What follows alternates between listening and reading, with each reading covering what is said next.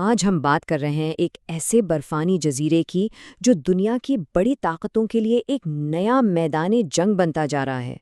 جی ہاں، یہ کہانی ہے گرین لینڈ کی۔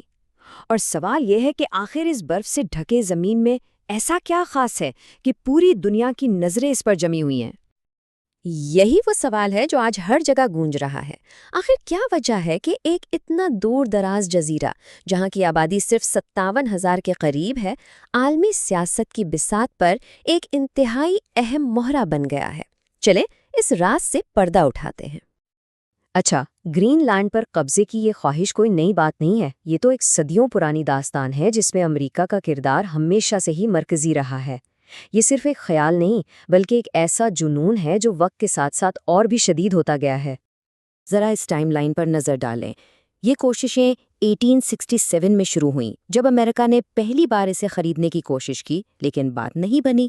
پھر 1910 میں اور دوسری جنگ عظیم کے فوراً بعد 1946 میں تو صدر ٹرومن نے $100 ملین سونے کی پیشکش تک کر ڈالی، لیکن ڈنمارک نے ہر بار انکار کر دیا۔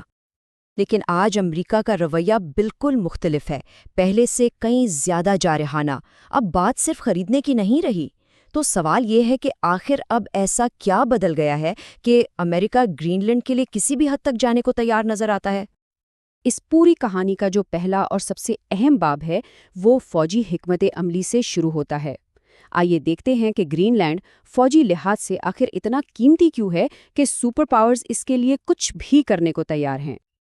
گرین لینڈ کی لوکیشن ہی سب کچھ ہے۔ یہ آرکٹک کا دل ہے جو جغرافیائی طور پر روس اور شمالی امریکہ کے بالکل بیچ میں ایک ناقابل تسخیر قلعے کی طرح کھڑا ہے۔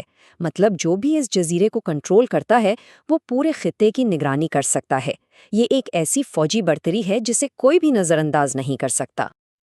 یہ صرف ایک فوجی اڈا نہیں ہے، یہ امریکہ کی پہلی دفاعی لائن ہے۔ ذرا سوچیں، اگر روس کی طرف سے کوئی میزائل حملہ ہوتا ہے تو گرین لینڈ میں موجود یہ جدید ریڈار سسٹم اسے فضا میں ہی پکڑ لے گا اور امریکہ کو جواب دینے کے لیے قیمتی وقت مل جائے گا۔ یہ ایک طرح کی ناقابل شکست ڈھال ہے۔ اور بات صرف فوجی طاقت کی نہیں ہے۔ گرین لینڈ کے قریب سمندر کی گہرائی میں وہ انٹرنیٹ کیبلز بچھی ہیں جو پوری ڈیجیٹل دنیا کو آپس میں جوڑتی ہیں۔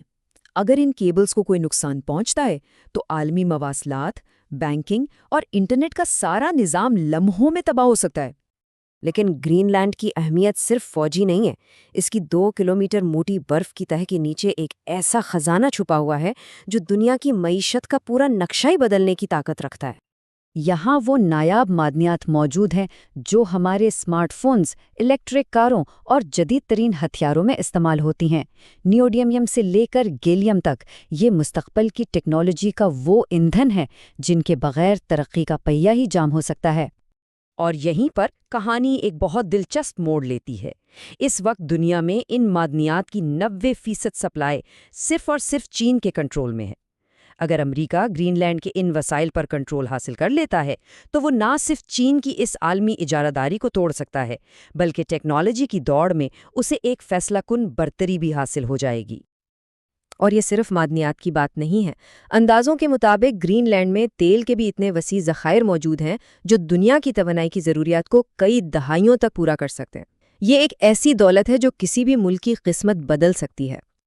لیکن گرین لینڈ کی کہانی میں ایک اور بہت بڑا موڑ آنے والا ہے۔ ایک ایسا موڑ جو صرف معیشت ہی نہیں بلکہ پوری دنیا کی تجارت کا طریقہ ہمیشہ کے لیے بدل کر رکھ دے گا۔ ماحولیاتی تبدیلی کی وجہ سے آرکٹک کی برف تیزی سے پگھل رہی ہے اور اس سے ایک نیا بحری راستہ کھل رہا ہے جسے نارتھ ویسٹ پیسج کہتے ہیں۔ یہ راستہ سوئز کنال کے مقابلے میں ہزاروں کلومیٹر چھوٹا ہے، جس سے کمپنیوں کو نہ صرف وقت کی بچت ہوگی بلکہ اربوں ڈالر کا فائدہ بھی ہوگا۔ تو اب یہ صرف ایک جزیرے کی بات نہیں رہی، یہ جنگ ہے مستقبل کی عالمی تجارت کو کنٹرول کرنے کی۔ گرین لینڈ اس نئی تجارتی ہائی وے کے گیٹ وے پر موجود ہے اور جو بھی اس گیٹ پر کنٹرول رکھے گا وہی عالمی تجارت کا نیا بادشاہ کہلائے گا۔ لیکن اگر امریکہ یا کوئی اور عالمی طاقت گرین لینڈ پر زبردستی قبضہ کر لیتی ہے تو اس کے نتائج کیا ہوں گے؟ آئیے اب اس کہانی کے آخری اور شاید سب سے خطرناک باب کی طرف چلتے ہیں۔ اس کے نتائج بہت خوفناک ہو سکتے ہیں۔ امریکا کا اپنے ہی اتحادی ڈنمارک پر حملہ نیٹو جیسے تاریخی فوجی اتحاد کو ختم کر سکتا ہے۔ چین کے ساتھ ایک نئی سرد جنگ شروع ہو سکتی ہے، اور اس جزیرے پر بڑے پیمانے پر کان کرنی سے ماحول کو جو ناقابل تلافی نقصان پہنچے گا، اس کے اثرات پوری دنیا محسوس کرے گی۔ تو آخر میں سوال یہی رہ جاتا ہے کہ کیا گرین لینڈ کا مستقبل امن کی علامت بنے گا یا پھر دنیا کی سپر پاورز کے درمیان تیسری عالمی جنگ کا میدان؟ اس کا فیصلہ تو آنے والا وقت ہی کرے گا۔